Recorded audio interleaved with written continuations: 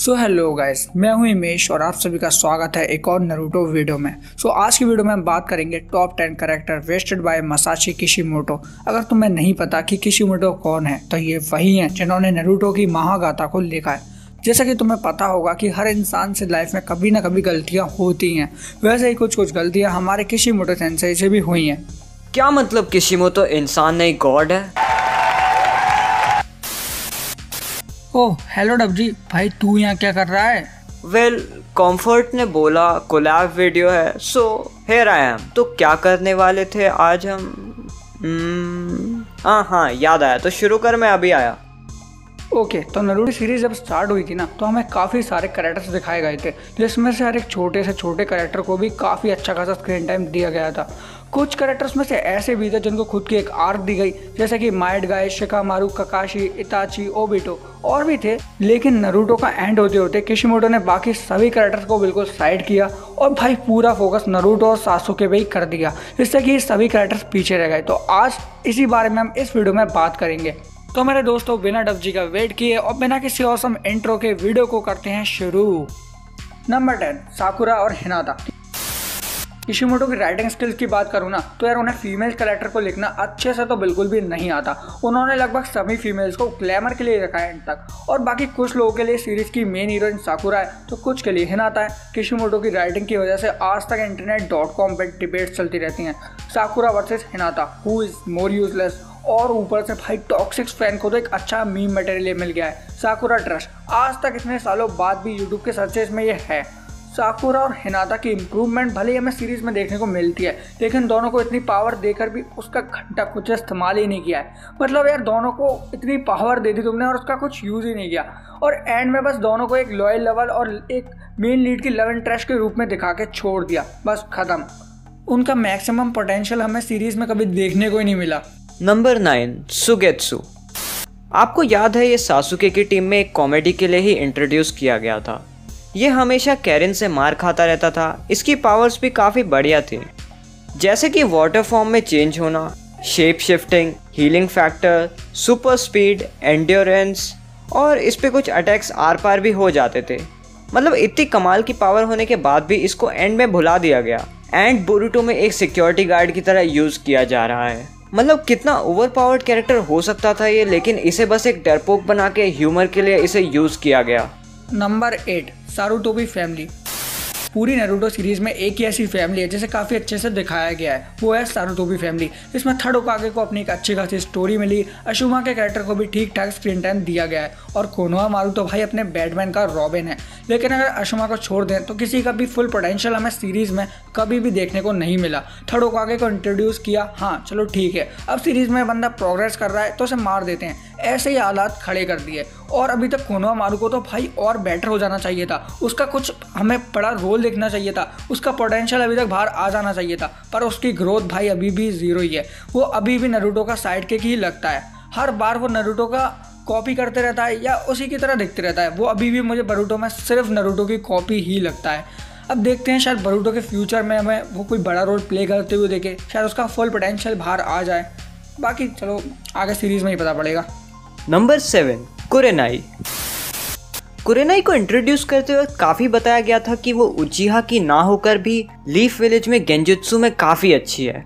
कई बार ऐसा भी बताया गया कि उसके लेवल का गेंजुत्सु कोई यूज़ भी नहीं कर सकता। चलो मान लिया कि उचिहा का पूरा इंट्रोडक्शन नहीं हुआ था, लेकिन इतना भी बड़ा चढ़ाकर बोलने की ज़रूरत नहीं थी।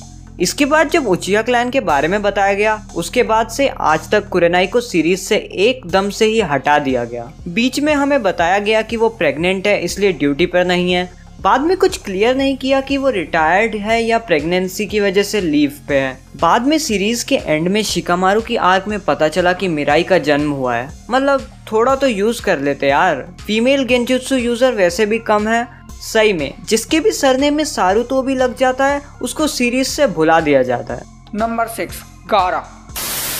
गारा यार, गारा का वो पुराना हेयर कट, भाई I really miss that too bro. तुम्हें पता है ना, गारा का वो पुराना हेयर स्टाइल कितना ज़्यादा कूल था, और यार फिर 11 का क्या हाल हुआ, उसका फुल पोटेंशियल तुम जानते ही हो ना भाई, वो छोटी सी उम्र में ही कागे कागे बन गया था। आई मीन रियली, जब वो भाई मोमोशिकी से लड़ने गया था ना, तो यार वो मतलब उसके सामने बच्चा लग रहा था, ऐसा लग रहा था कि ये तो सबसे ज़्यादा वीक है अभी तक पूरी नारुतो सीरीज़ में, उसका मतलब अभी बिल्कुल पावर अप कर लेना चाहिए था।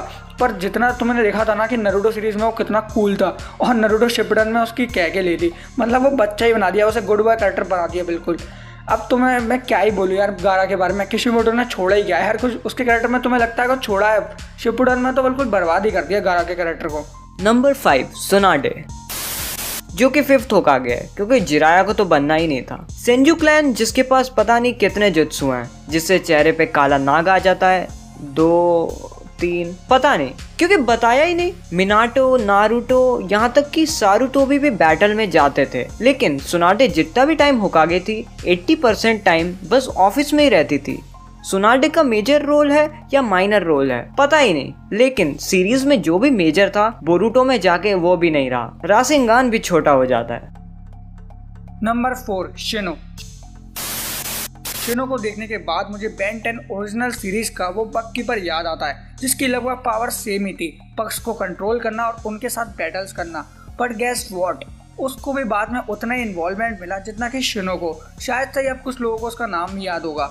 मतलब पक्ष को कंट्रोल करना कितनी औसम पावर है यार, थोड़ा अच्छा खासा स्क्रीन टाइम तो मिलना ही चाहिए था। पर किशिमोटो यार तुमने इतने अच्छे अच्छे कैरेक्टर्स को इंट्रोड्यूस करा के वेस्ट कर दिया। नंबर 3 कीबा।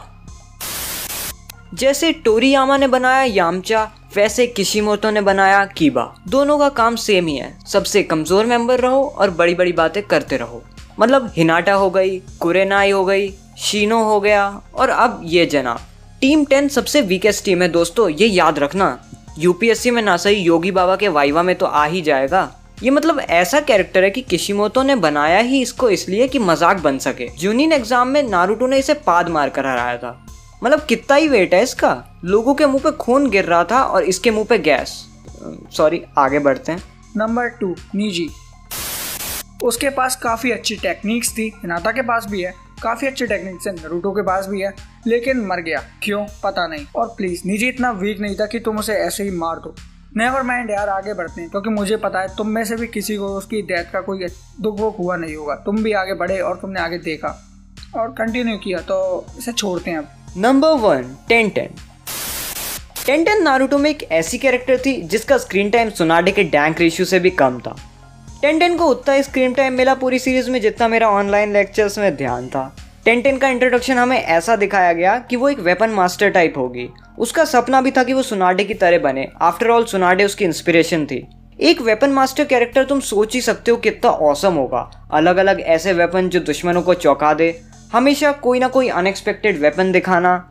लेकिन नहीं, किशिमोटो भूल गया कि ऐसा भी कुछ करना होता है, और कुछ ऑडियंस भी भूल गई ओ ऐसा भी होता है। उसने क्या किया, टेंटेन को कुछ भी नहीं दिया। जूनिन एग्जाम में भी बस 2 मिनट में ही निकाल दिया, और बस Rock Lee and the Ninja Pals की सीरीज में थोड़ा बहुत दिखाया, लेकिन उसमें भी एक्चुअली उसका एक ही रोल था जो मेन सीरीज में था, कॉमेडी के लिए। बाकी तुम लोग कमेंट्स में बता ही दोगे, है ना, है ना, है ना, है ना, वरना मैं तो तुम्हारे सपने में आके ईजानामी करता ही रहूंगा। हा हा हा हा हा। ओके सॉरी, ज्यादा हो गया।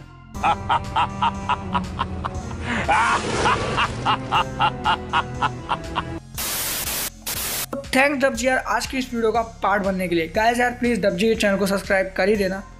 वैसे यार हमारा तो कर ही रखा होगा ना, हाँ करा हुआ है, करा हुआ, इतना तो भरोसा है तुम लोगों पे। भाई नहीं करा तो यार प्लीज़ कर दो भाई, प्लीज़, हम गरीब लोग हैं यार, कर दो। और बेल आइकन को भी यार प्लीज़ क्लिक कर देना, क्योंकि तुम्हें उससे नोटिफिकेशन मिलेंगे। और वैसे मैं तुम्हें बता दूं, यूट्यूब का नोटिफिकेशन सिस्टम कुछ अच्छा है नहीं, तो इंस्टाग्राम और डिस्कॉर्ड पर भी फॉलो कर लेना, वहाँ पे भी तुम्हें वीडियो के अपडेट्स मिल जाएंगे। वो वीडियोस भी काफ़ी अच्छी हैं, तुम्हें शायद अच्छी लग सकती हैं, तो एक और बात ज़रूर चेकआउट कर लेना। और उसके बाद चैनल 100% सब्सक्राइब करके ही जाना।